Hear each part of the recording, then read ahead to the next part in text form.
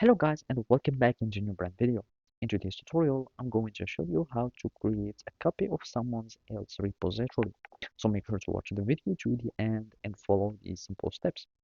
So basically this operation is called forking, and forking is just creating a new reference of a project of someone's project into your remote repository.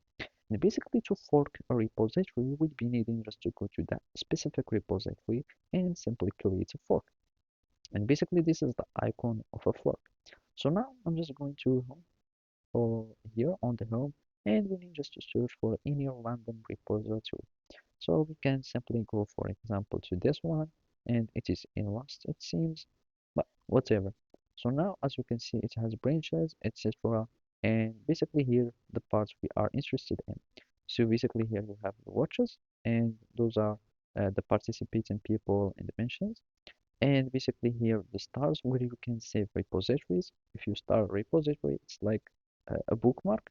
You can find your stars here in your profile, you go to your stars, and you will be able to find your repositories. And basically, the one that we are interested in is fork.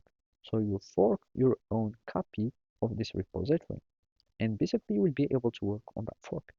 So I'm just going to click on fork, and here it will give it an name, and it will take the same description, and you create a fork.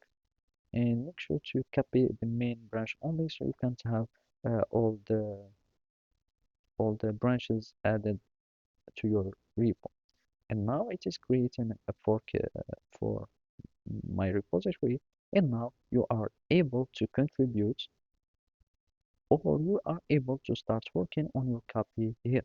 So you can pull it to your local repository, you can add changes, you can try new things, etc. So basically that's it. Thank you for watching and see you next time.